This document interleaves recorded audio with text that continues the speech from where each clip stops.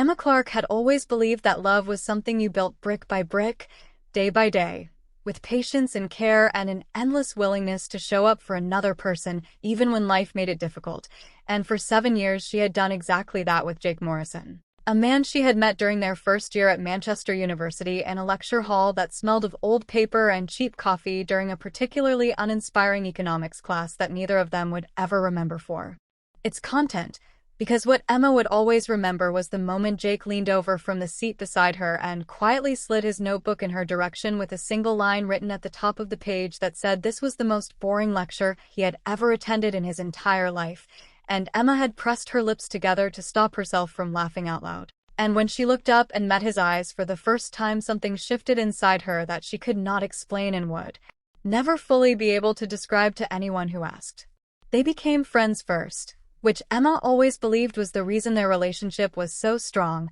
spending months talking about everything and nothing, walking through the streets of Manchester at night, sharing terrible takeaway food in her tiny dormitory room, arguing passionately about films and music and the kind of life they each wanted to live. And by the time Jake told her he was in love with her, sitting on a bench by the canal on a gray November evening with his hands shaking slightly from nerves, Emma realized she had been in love with him for months already and had simply been too afraid to say it first. 7 years later, they lived together in a small but beautiful flat in Hackney, East London, with exposed brick walls and a kitchen that was far too small for two people who both liked to cook, and a balcony just large enough for 2 chairs and a few potted plants that Emma tended to with great dedication. And Emma taught year 4 at a primary school 10 minutes walk away and loved her job with a fierceness that surprised even her sometimes, loving the noise and the chaos and the way children looked at the world with such complete openness. While Jake worked at a mid-sized marketing firm in the city doing work that paid well enough but never quite satisfied him the way he wanted it to, and their life was not glamorous, but it was steady and warm and full of the particular richness that comes when two people who genuinely love each other have made a home together. And Emma's closest friend Sophie often said that watching Emma and Jake together restored her faith in relationships entirely, calling them the actual proof that good love exists. And Emma would roll her eyes and tell Sophie she was being ridiculous, but privately in the quiet of her own heart she agreed completely and believed in what they had built together with absolute and unwavering certainty. Everything changed in March when Jake received a phone call that made him shout from the bedroom with a sound halfway between a yell and a laugh, appearing in the kitchen doorway still holding his phone with his face bright with a joy Emma had not seen from him in months. Because he had been offered the position at the large and well-respected digital marketing agency based in Canary Wharf that he had admired for years and applied to twice before without success, and the salary was significantly better, and the work was more creative and more challenging, and the team was exceptional, and Emma felt his happiness as if it were her own and crossed the kitchen and hugged him tightly, and he lifted her slightly off the floor the way he always did when he was genuinely delighted about something, and they stood there together in their too small kitchen laughing like they were 20 years old again. And he told her this was the one that changed things and that everything he did was for them, and she believed him completely because why would she not? The first few weeks at the new job were everything Jake had hoped for, and he came home energized and talkative and full of stories about projects and ideas and the culture of the agency, and Emma listened happily and asked questions and was glad to see him so alive. But then gradually she began to notice a name that appeared more often than the others, a colleague called Olivia. Mentioned first in small, natural ways that Emma noted and moved past. Olivia had a great idea in the meeting. Olivia made everyone laugh at lunch. Olivia's work on a campaign was seriously impressive, and Emma told herself this was normal and fine and she was overthinking. But the name kept coming back, and then one evening Jake's phone lit up on the coffee table while he was in the shower, and Emma saw the notification before the screen went dark, and it was from a contact saved simply as Olivia, and the message preview read that she honestly thought he was the funniest person she had met in years and that today had been so fun. And Emma sat very still for a moment and then picked up her book and pretended to read it but did not take in a single word on the page. She was not by nature an anxious or suspicious person. She had never gone through Jake's phone or interrogated him about where he had been. She had never in 7 years felt the need to, because she had always trusted him in the easy and uncomplicated way that comes when someone has given you no reason to do otherwise. But something about that message sat in her chest like a stone, and no amount of reasoning made it lighter. And she watched over the following weeks with a careful attention she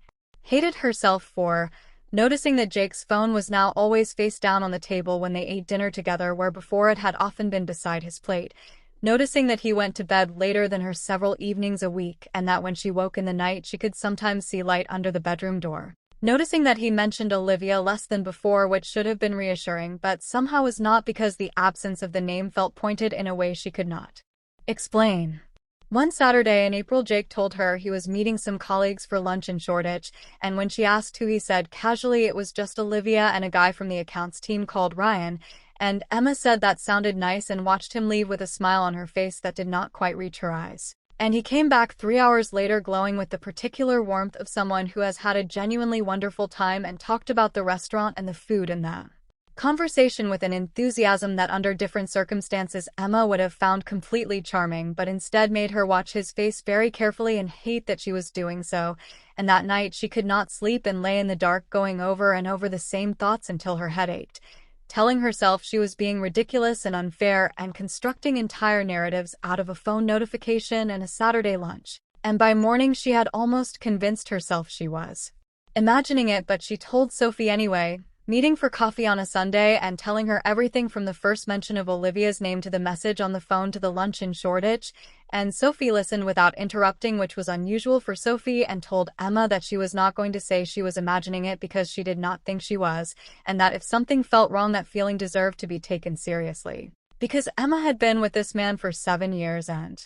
knew him better than almost anyone. She chose a Wednesday evening to speak to Jake, a quiet night when neither of them had plans, sitting on the sofa in the comfortable way they always did, with her legs across his lap and the television on low, and she turned the television off and told him as calmly and as fairly as she could that she had noticed how often Olivia came up, and that something about the dynamic she was observing felt like more than ordinary friendship. Being careful to say she was not accusing him of anything, and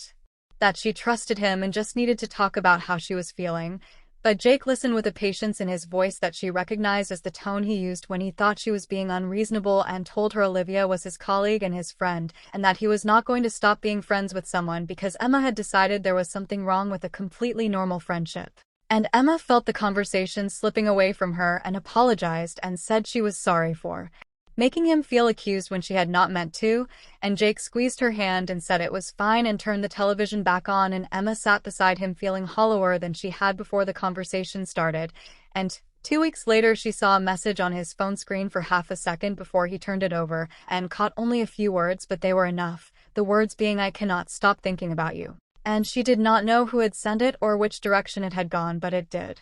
not in the end matter very much which way round it was. She did not confront Jake immediately, but sat with what she had seen for 2 days, and then made a decision not from anger but from a quiet, clear-headed sense that she had a right to be honest about what was happening, and she messaged Olivia carefully and politely and without aggression, introducing herself as Jake's girlfriend of 7 years and saying she had noticed things that made her uncomfortable and that she wanted to address them like adults, not looking for confrontation but for honesty, and hoping Olivia would be willing to have a real conversation. And she sent it and made herself a cup of tea and sat with the discomfort of having done something brave. And an hour passed, and then 2, and then a full day, and Olivia never replied. Not once, not ever. And Sophie said she knew exactly what she was doing, and that if she had a clean conscience she would have replied, and that the silence was the answer, and was telling Emma everything. And Emma knew Sophie was right, because the silence was not neutral but a choice, and choices reveal character. June arrived and Jake came home later than usual one Thursday evening and sat down at the kitchen table and asked if they could talk, and Emma was already at the table with a cup of tea because she had been waiting in some sense for weeks,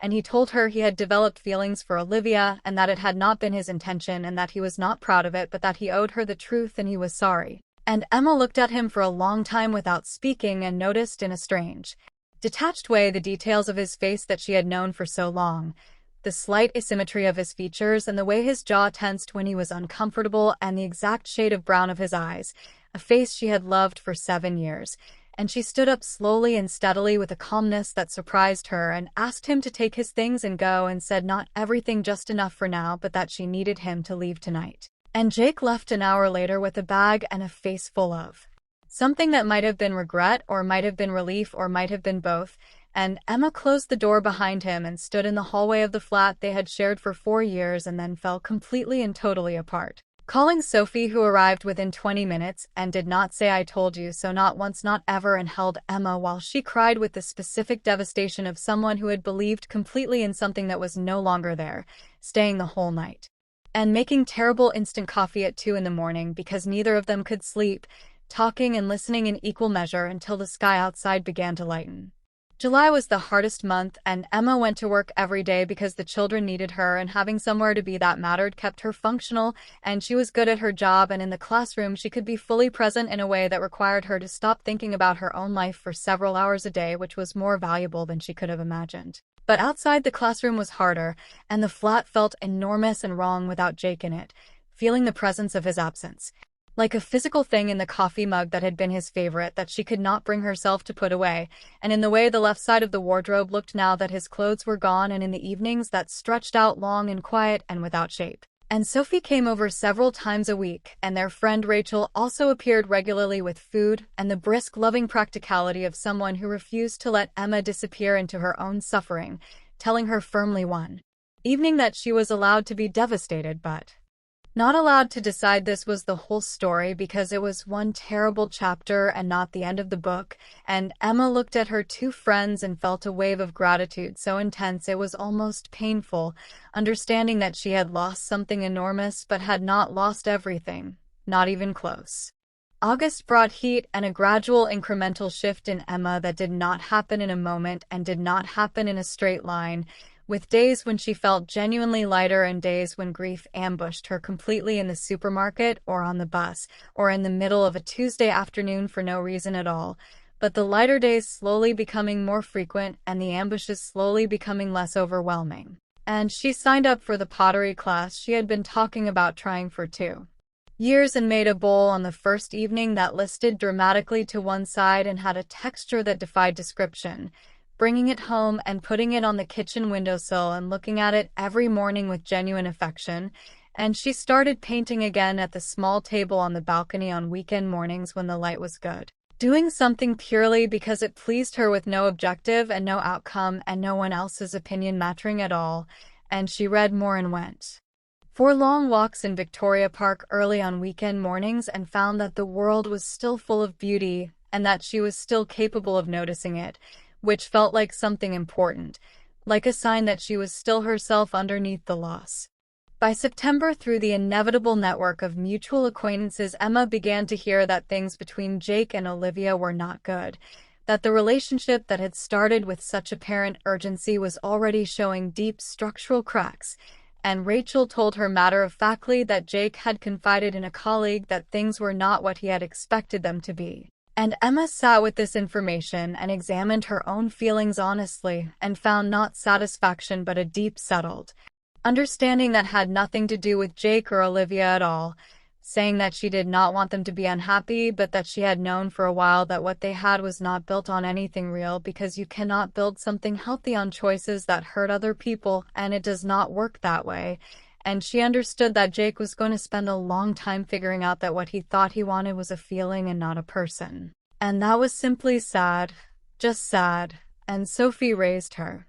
eyebrows and said that was an extremely evolved and generous take, and Emma smiled and said she had had a lot of time to think.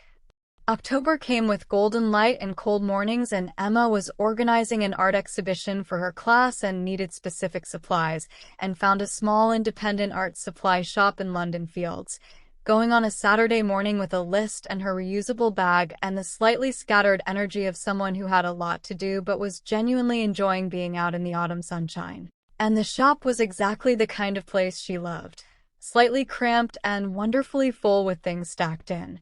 ways that required careful navigation and a smell of pencil shavings and paint that she found deeply immediately comforting. And there was a man working there a few years older than her with paint on his left forearm and the particular ease of someone completely comfortable in their environment, and his name was Daniel. And he helped her find everything on her list and asked good questions about the project and had genuinely useful things to say about color and materials and working with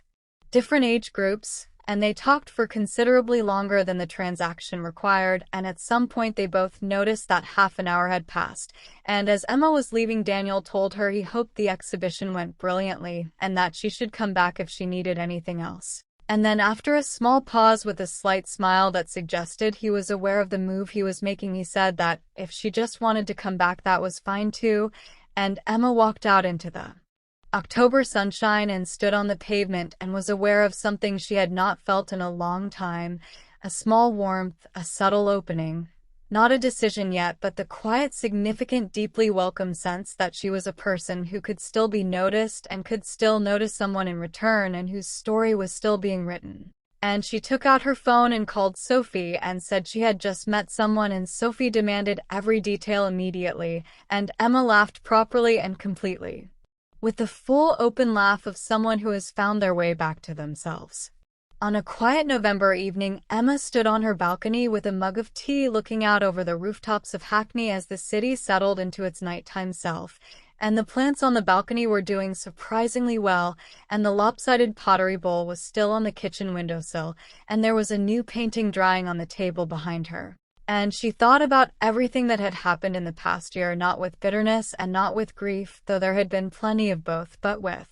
the particular clarity that comes when something very painful has also unexpectedly taught you something true, understanding that the instinct you feel in your body when something is wrong is not paranoia but information that deserves to be listened to seriously, and that grief is not the enemy of recovery, but the necessary path through it, because you cannot build something new on ground that has not been properly cleared, and that friendship is not a supplement to life but a foundation of it.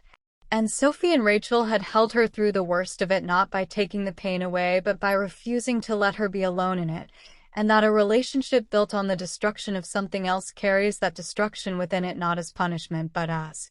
structural reality, and most importantly, that she herself was more than the relationship she had lost. She was Emma Clarke, who taught children and made bad pottery and good paintings and walked in the park on early mornings and had friends who loved her and a balcony full of plants that had no right to be thriving in the London climate but were doing it anyway, and she was whole. Not because Jake had left, but because she had put herself back together piece by careful piece and found a self that was more fully hers than anything she had known before. And as her phone buzzed inside with a message that might be Sophie or Rachel or someone else entirely, Emma picked up her mug and took one last look at the London night and went inside. Because some stories do not end when the love does, and some stories are only just beginning.